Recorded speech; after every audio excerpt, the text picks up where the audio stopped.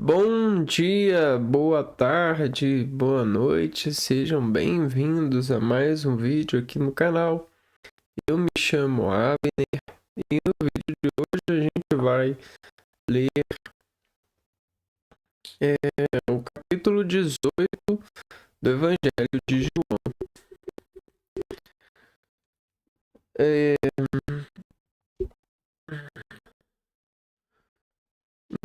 quando a gente faz escolhas na natureza para disseminar da natureza um entendimento, uma fixação, a gente itera e dentro da iteração a gente se interessa em acreditar, ou seja, editar a natureza em função da nossa escolha, porque a gente acredita que o sacrifício nos salva. É uma forma de participação, de partilhar, de acreditar, de conviver com a fé e acreditar que temos o nosso ponto ou o nosso sentido nesse universo de escolhidos. Então, quando a gente fala João, não é o João, nem é o Joãozinho, é o João. É aquele que sempre foi grande, né? Sempre teve o gesto elevado ao tio. Quando a gente tem um tio que a gente... O tio, ele é a onda, né, de disposição. É aquele que nos dá, de certa forma, uma coragem superior. É aquele que está sobre o pai. Está naquela altura, o tio, né? Tio, esse acento. E aí o João é elevar a mão assim, ó, o mais alto possível, é pegar do alto, é colher. E quando a gente fala de evangelho, quer dizer que todo aquele que está em João, de alguma forma, possui esse altar, né? Essa escada de visões, né? Que dão atenção àquilo que a gente carrega disso, né? Dessa escada, desse altar, desses degraus de reagir, né? De, de significar essa iteração no nosso organismo. Então, tudo que a gente tem essa Bíblia, né? Esse livro, e tudo que de alguma coisa é um sacrifício, né? De alguma forma é um sacrifício, é algo, é o máximo possível, né? Então é o estirar superior, é o buscar dentro de algo, né?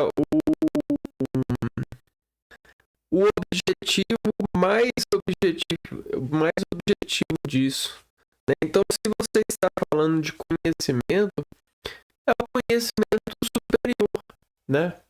É o a mais. A mais. Olha essa palavra. A mais. Quando eu falei agora, eu representei a falar mais no sentido de proporção, de conta, de relacionamento, de trabalho mesmo, de ator em nosso dispositivo de atuar, de levar a descarga energética a um fim, um benefício. E quando a gente leva essa descarga de energia a um fim, a um benefício, quanto a mais pessoas é beneficiado, a gente fala de João. E a gente fala de Jesus e do seu sacrifício. Então você consegue entender que o João é o a mais, né? O que mais a gente pode fazer? Qual que é o a mais? Quem mais vai ganhar? Então é uma forma de dividir ou de buscar o a mais para ser dividido, para ser acrescentado e dessa forma argumentado, comprovado. Então esse é um peso muito grande no sentido dessa interferência, né? A interferência, imagine que todos estão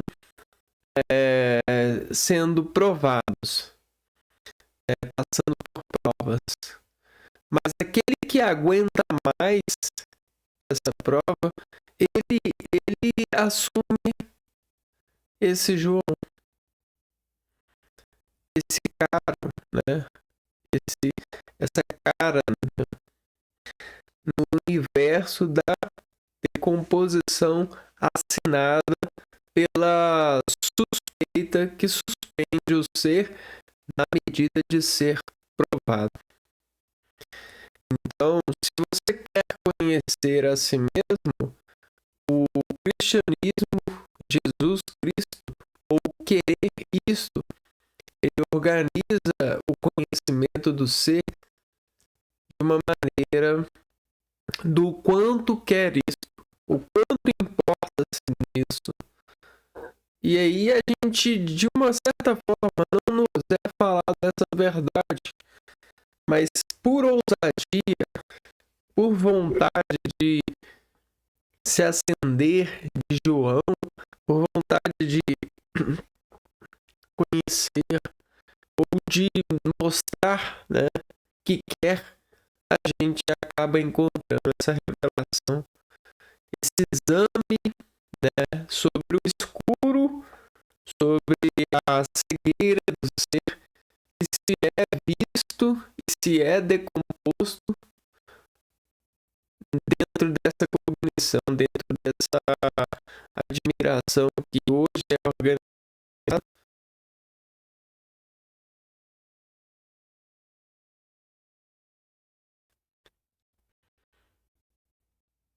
é organizada, pelo assinar, né, ou assimilar, né, aquele assemelhar do valor numérico sobre essa alienação de objetivos, né, sobre essa linha de tratamento para o universo das informações cognitivas ou conectas, né, conexas. Então, a gente passou a ser um fruto da importância em paralelos de organizações. Então, eu não sou mais o Wagner.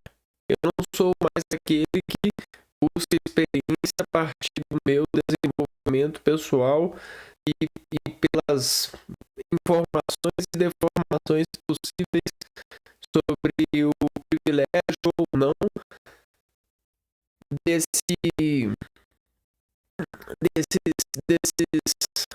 universos em redor, né, que nos fazem comum pela possibilidade de exercermos, de atuarmos vez ou outra segundo a possibilidade. Eu sou um ser conhecido pela supervisão de me guardar sobre as proporções que eu descarrego quando eu estou para algo, quando eu estou sendo julgado por Satanás ou por Deus.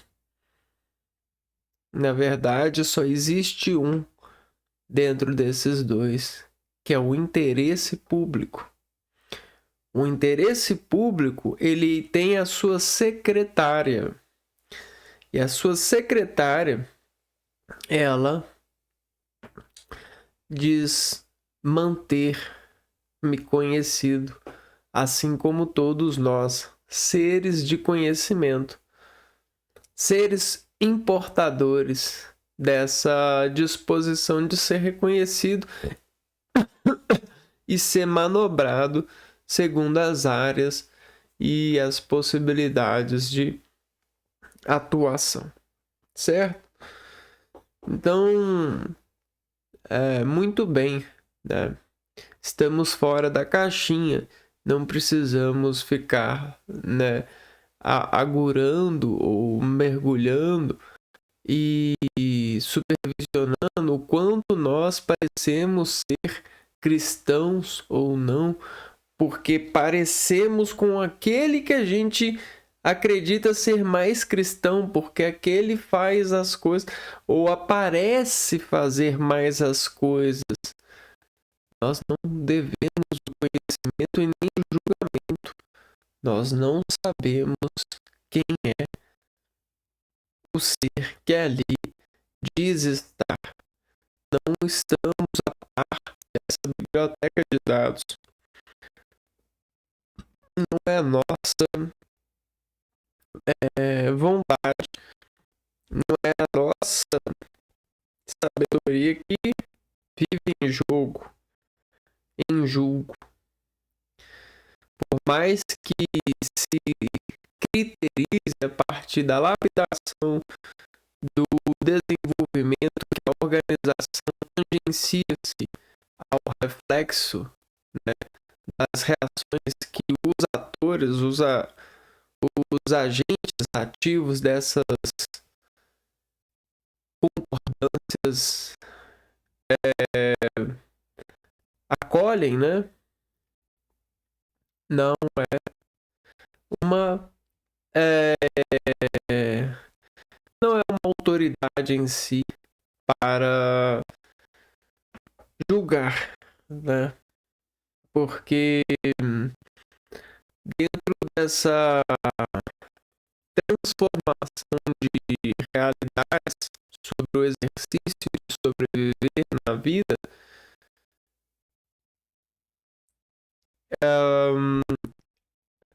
adquirir adaptação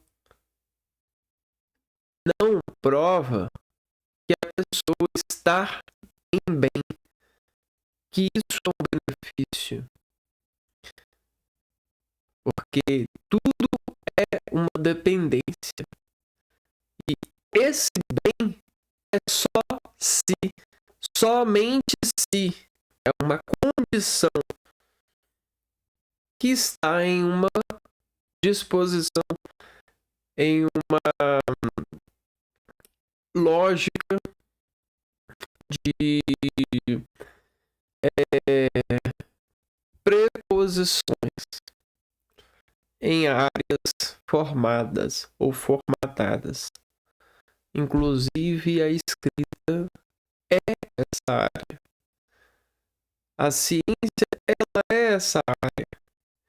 Por mais que ela busque ser abençoada pela supervisão daquele homem ou a estatística daqueles homens que dão dados, né, a esse terminal, a esse supervisor de reações que anotam sobre essas emendas aquilo que deve receber um altar, aquilo que deve ser elevado ao céu no sentido da organização que carrega essa importância, que gera esse benefício no resultado. Só que o problema é que a organização ela vem sendo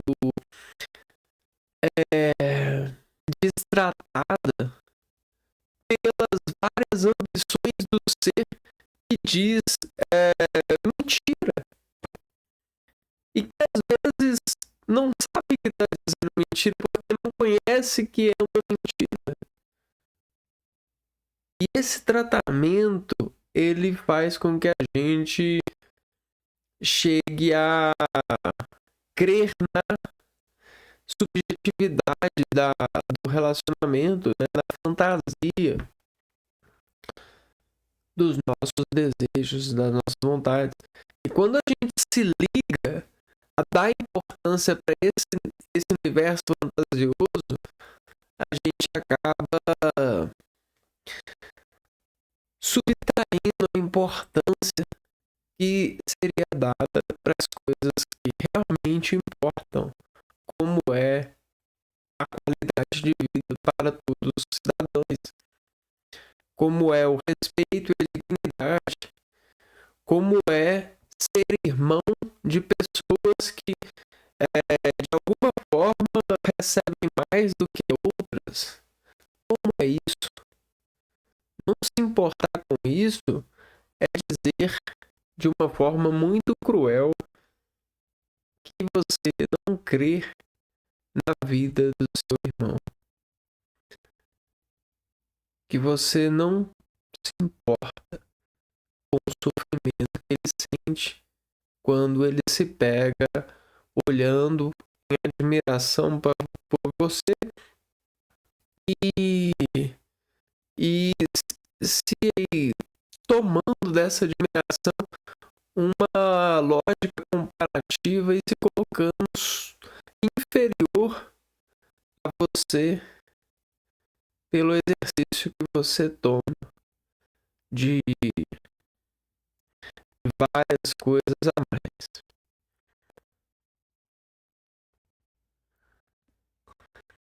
E como você perdoa alguém que presta esse sentimento ao irmão? Como você se dá para isso? Você precisa aprender ciência, aprender a aceitar o poder de argumentação que sustenta o ser naquela super disposição de ter, né, de receber aquilo que tem em relação a você. É isso que a gente tem feito, né? Desse universo banhado a desonra, banhado a irmãos que não creem na vida dos seus irmãos. E se creem por algum momento, é para que eles sejam utilizados para o bem superior, é para que eles assumem os papéis que os outros não querem assumir dentro dessa disposição de viver e poder recorrer aos bens, né, que são produzidos. Então, de forma muito maléfica, isso vem acontecendo, né? Então, às vezes eu me pergunto se essa organização realmente organizou os seres para o bem. Se o cristianismo, de fato, trouxe graça, né? trouxe para nós uma melhoria de vida, né?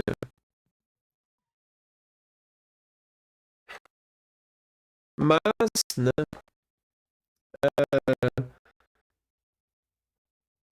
diante das várias argumentações dos quais a gente foi no colégio para aprender a aceitar os argumentos, né, aceitar essas sentenças, por mais que elas não sejam justas, a gente se ajusta à sentença e depois finge que Deus, Nossa Senhora e Jesus Cristo estão vendo, mas que a visão deles não tem nada a ver que realmente está acontecendo. Da onde que a gente está vivendo?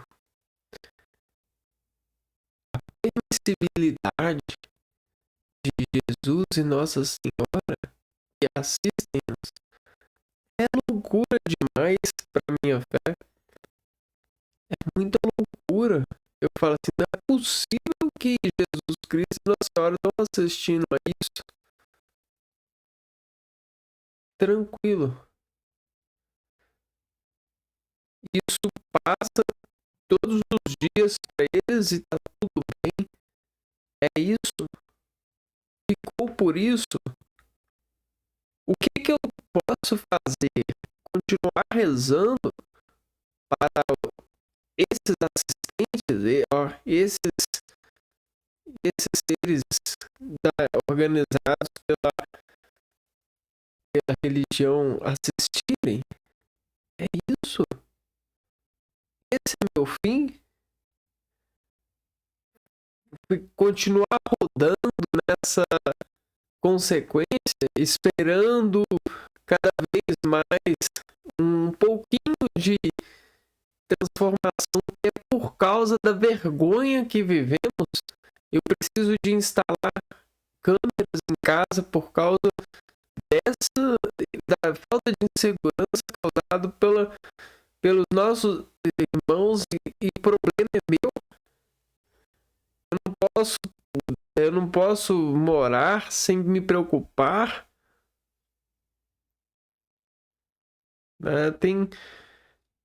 E aí eu vou rezar para esses caras que assistem e dão um nó, né? Tá assistindo, mas o ladrão que me rouba não tá nem aí. O camarada que me ultrapassa não tá nem aí. O meu irmão que me rouba não tá nem aí. Que me deixa triste não tá nem aí. Que me chama de burro, que me fala que a minha educação me faz vulnerável.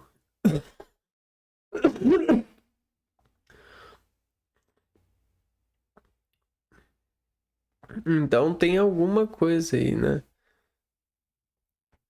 Eu não tenho interesse nenhum de ser assistido por Jesus e Nossa Senhora. Dentro dessa disposição de ser assistido, eu não tenho nenhum interesse.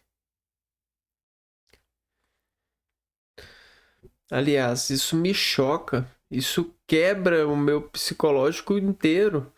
Isso me faz chorar mais em tristezas. Isso me mata. É loucura acreditar nesses seres que me assistem e as coisas ficam por aí, né? Dentro dessa realidade em que a gente vive, isso não faz bem, pessoal. Não tem graça.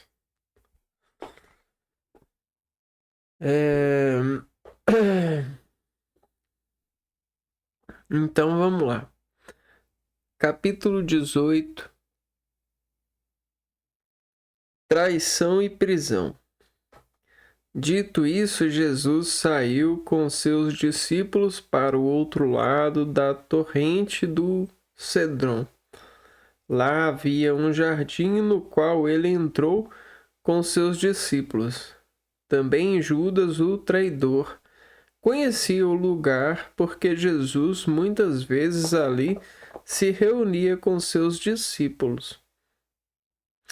Judas, pois, levou o batalhão romano e os guardas dos sumos sacerdotes e dos fariseus, com lanternas, tochas e armas, e chegou ali. Jesus, então, sabendo tudo o que ia acontecer com ele, saiu e disse: A quem procurais? A Jesus de Nazaré, responderam. Ele disse: Sou eu, Judas, o traidor. Estava com eles. Quando Jesus disse: "Sou eu", eles recuaram e caíram por terra. De novo perguntou-lhes: "A quem procurais?" Responderam: "A Jesus de Nazaré." Jesus retomou: "Já vos disse que sou eu. Se é a mim que procurais, deixai que estes aqui se retirem." Assim se cumpria a palavra que ele tinha dito: "Não perdi nenhum daqueles que me deste." Simão Pedro, que tinha uma espada, puxou-a e feriu o servo do sumo sacerdote, cortando-lhe a ponta da orelha direita. O nome do servo era Malco. Jesus disse a Pedro: "Guarda a tua espada na bainha. Será que não vou beber o cálice que o Pai me deu?" Interrogatório de Anás e negação de Pedro. O batalhão, o comandante e os guardas dos judeus prenderam Jesus e o amarraram. Primeiro conduziram-no a Anás, sogro de Caifás, o sumo sacerdote daquele ano. Caifás é quem tinha aconselhado aos judeus: "É conveniente que um só homem morra pelo povo." Simão, Pedro e um outro discípulo seguiam Jesus. Este discípulo era conhecido do sumo sacerdote. Ele entrou com Jesus no pátio do sumo sacerdote. Pedro ficou do lado de fora, perto da porta. O outro discípulo, que era conhecido do sumo sacerdote, saiu, conversou com a criada que atendia à porta e levou Pedro para dentro. A criada disse a Pedro: "Não pertences tu também aos discípulos desse homem?" Ele respondeu: "Não." Os servos e os guardas tinham feito um fogo, porque fazia frio, estavam se aquecendo, e Pedro estava com eles para se aquecer. O sumo sacerdote interrogou Jesus a respeito dos seus discípulos e do seu ensinamento. Jesus respondeu: "Eu falei abertamente ao mundo. Eu sempre ensinei nas sinagogas e no templo, onde os judeus se reúnem. Nada falei às escondidas. Por que me interrogas? Pergunta aos que ouviram o que eu falei. Eles sabem o que eu disse." Quando assim falou, um dos guardas que ali estavam deu uma bofetada em Jesus, dizendo: "É assim que respondes ao sumo sacerdote?" Jesus replicou-lhe: "Se falei mal, mostrem que falei mal. E se falei certo, por que me bates?" Anás mandou o amarrado a Caifás. Simão Pedro continuava lá aquecendo-se. Disseram-lhe: "Não és tu também um dos discípulos dele?" Pedro negou: "Não." Então um dos servos do sumo sacerdote, parente daqueles a quem Pedro tinha cortado a orelha, disse: "Será que não te vi no jardim com ele?" Pedro negou de novo, e na mesma hora o galo cantou.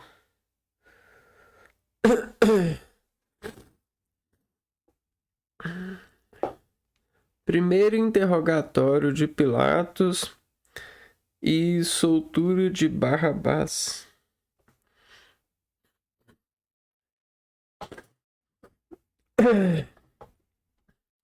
De Caifás, levaram Jesus ao palácio do governador. Era de madrugada. Eles mesmos não entraram no palácio para não se contaminarem e poderem comer a Páscoa. Pilatos saiu ao encontro deles e disse: Que acusação apresentais contra este homem? Eles responderam: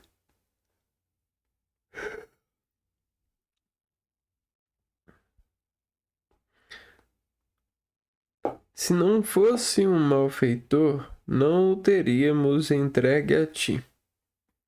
Pilatos disse: Tomai-o vós mesmos e julgai-o segundo vossa lei.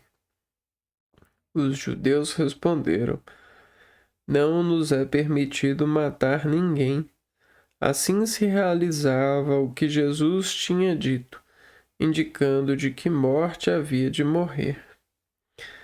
Pilatos entrou de volta no palácio, chamou Jesus e perguntou-lhe: Tu és o rei dos judeus? Jesus respondeu: Está dizendo isso por ti mesmo, ou outros te disseram isso de mim? Pilatos respondeu: Acaso sou eu judeu? Teu povo e os sumos sacerdotes te entregaram a mim. Que fizeste? Jesus respondeu: O meu reino não é deste mundo. Se o meu reino fosse deste mundo, os meus guardas lutariam para que eu não fosse entregue aos judeus. Mas o meu reino não é daqui. Pilatos disse: Então tu és rei? Jesus respondeu: Tu dizes que eu sou rei. Eu nasci e vim ao mundo para isto, para dar testemunho da verdade. Todo aquele que é da verdade, escuta a minha voz. Pilatos lhe disse que é a verdade. Dito isso, saiu ao encontro dos judeus e declarou: Eu não encontro nele nenhum motivo de condenação. Mas existe entre vós um costume de que, por ocasião da Páscoa, eu vos solte um preso. Quereis que eu vos solte o rei dos judeus? Eles então se puseram e gritar: Este não, mas Barrabás. Ora, Barrabás era um assaltante.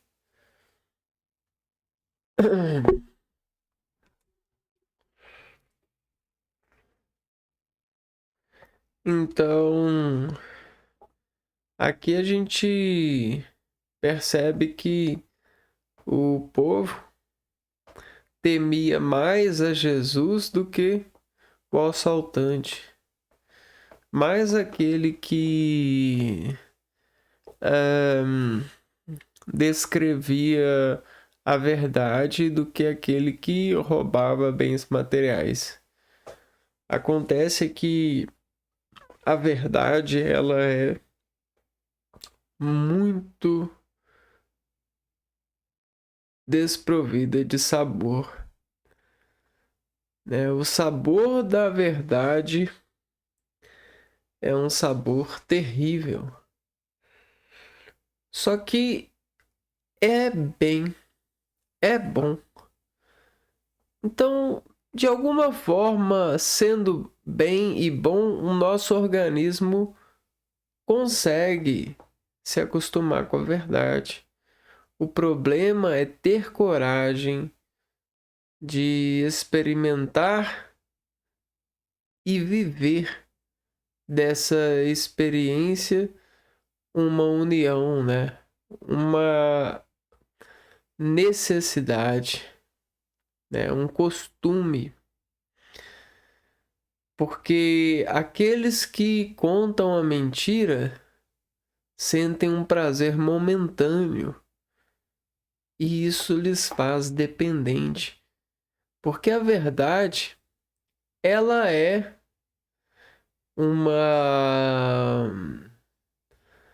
ela é uma tarefa nossa. É um processo de revelação do eu. E às vezes a gente precisa de falar a verdade até mesmo em vários idiomas possíveis para que o nosso organismo encontre a paz. Só que a mentira, ela esconde a verdade. E se você esconde a verdade, ela na aparência momentânea não está mais ali. Então, naquele momento a gente pode crer que não sente dor, não sente pela verdade. Pode contar com a mentira. E aí você se olha no espelho e começa a contar mentira. Você olha para a sociedade, para os problemas do mundo e começa a contar mentira. Você olha para o seu filho ou para as pessoas, né, pelas escolhas do mundo e começa a contar a mentira e contaminar-se com ela e sorrir de posse da mentira. E às vezes você começa a viver nessa dependência da mentira, cheio de munição de mentira para sair atirando por ali e por acolá. Porque encarar a verdade, dobrar-se para trazer a revelação às pessoas, pois a revelação é aonde a gente precisa, de fato, é aquilo que vive e reina, aquilo que nos faz livres, nos faz viver bem, viver em comunhão com Deus, nos faz procurar a Deus na natureza de fato, crendo na solução que Ele pode nos trazer dentro da natureza. Então, é uma academia, é uma faculdade, é uma atitude, é uma escala de revelação, de dependência do bem, de uma disposição para procurar, dentro dessa revelação, dentro dessa verdade, assumir a verdade de tal maneira que ela se torne um ritmo, uma Maria, né? Um ritmo, um objetivo na nossa vida. Então essa é a verdade. Quando a gente então escolhe a mentira, né? A gente deixa Jesus de lado. Traz Jesus. E o trair de Jesus, né? Traz o acidente. Traz as consequências. E são mazelas. As consequências, elas são gritantes. Então imagina você que mentiu e a mentira trouxe um acidente. E o acidente trouxe um ambiente muito pior do que seria o ambiente de buscar a solução para a verdade. E aí, sobre esse ambiente de um acidente, você passa a mentir muito mais. E aí, de alguma forma, essa mentira traz mais acidentes.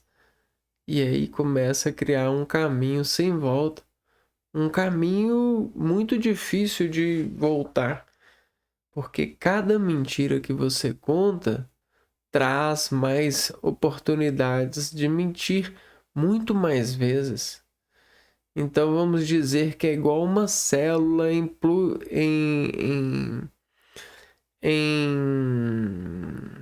multiplicação. É uma progressão geométrica que acontece. Uma célula, ela gera duas. Então, se você mentir uma vez, você vai ter duas mentiras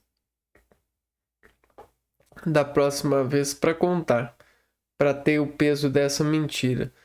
E você, de alguma forma, vai contar essas mentiras. E ao contar essas duas mentiras, que eram uma só, vai fazer você contar 4 vezes. Depois 8, depois 16, e depois 32, né? E depois 64. E por aí vai. Quantas mentiras. Para cada uma dessas mentiras, existe um Barrabás sendo solto, né? Existe você dizendo: queremos que solte Barrabás, queremos que o assaltante, né? Não queremos a verdade, queremos a facilidade.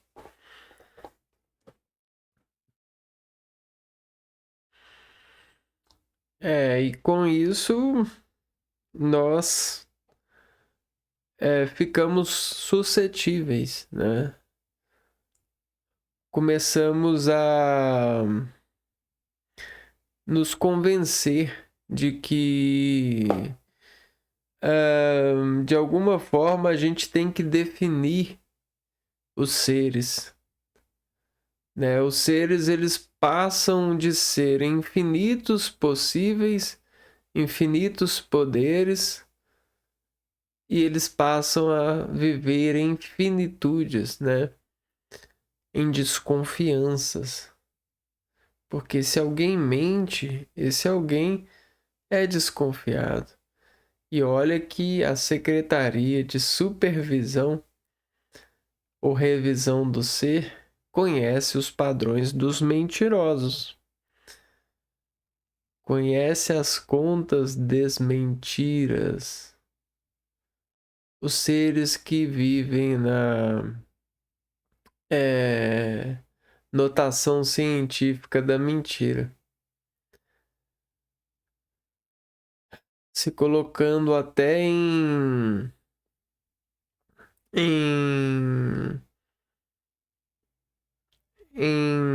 monstruosidade, em demônio, em criaturas demoníacas, no sentido de convivência. E às vezes, para ligar esse demônio na pessoa, é só oferecer a ela uma dose. E esse demônio sai com seus hits, fazendo o seu show para lá e para colar. Às vezes o show é roubar alguém, às vezes o show é bater em alguém, às vezes o show é pedir coisas na rua, não trabalhar, às vezes o show é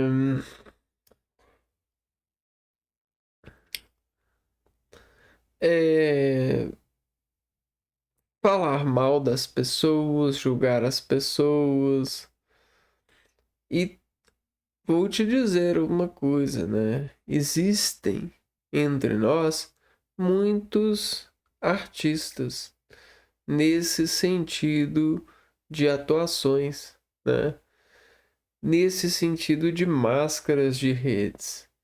E existem muitos anjos entre nós que buscam, dentro das suas examinações e das suas disposições de alvo em cadeia é encontrar ou provar dos monstros, né, um encontro com um dos monstros que vive em nós, que está pronto para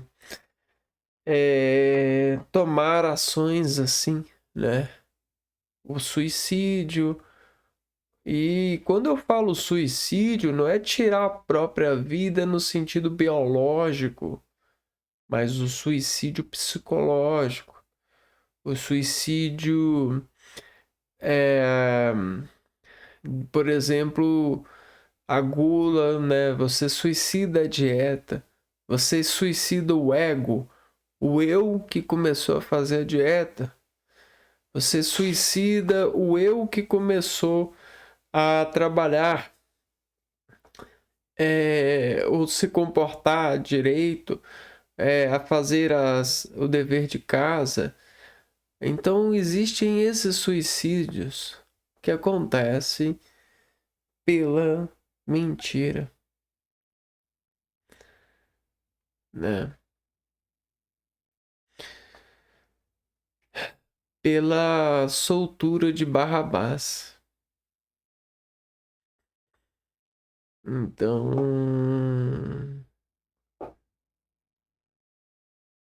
César ainda está entre nós. Jesus ainda está no Evangelho de João.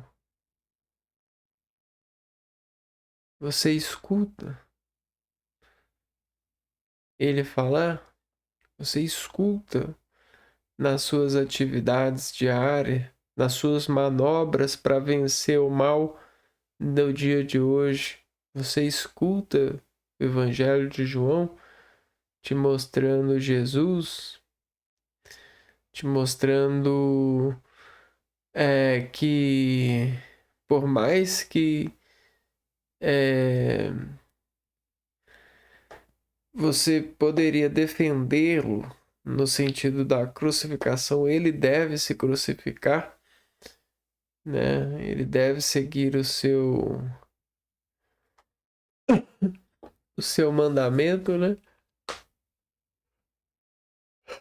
Para fazer com que o ser continue se dobrando ao Pai, continue se mantendo, né, nos sacrifícios da carne, para que essas disposições, né, não nos seja uma escolha, tá? Então que a gente consiga em João, né, e no seu evangelho e na sua prestação de atenção, continuar escolhendo a verdade. Esse sim é o João verdadeiro, né? Porque se escolher a mentira, né? A mentira ela vai trazer muito mais mentiras, muito mais acidentes e muito mais trabalhos. Então é isso, né?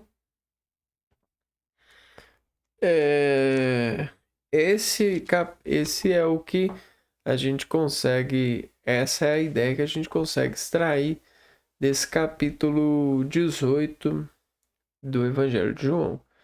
Eu vou ficando por aqui, a gente se vê então no próximo vídeo. Um abraço para vocês e fui!